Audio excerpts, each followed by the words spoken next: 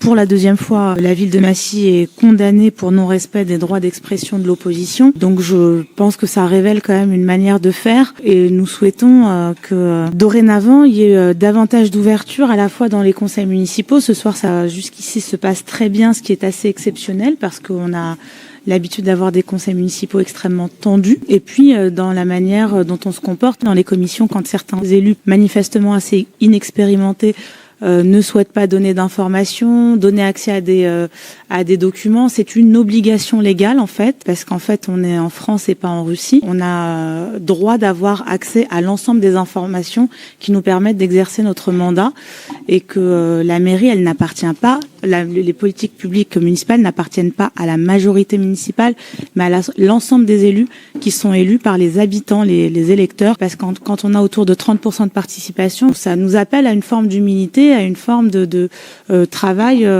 dans une concorde républicaine. Je crois que ces jugements consécutifs, ils disent des choses très claires, c'est que les élus d'opposition ne sont pas des sous-élus et qu'ils ont bien accès à tout, y compris à pouvoir s'exprimer dans l'ensemble des outils de communication. C'est la loi. J'espère que ça nous permettra de terminer cette deuxième partie de mandat dans des conditions correctes qui nous permettent toutes et tous de travailler dans le respect mutuel.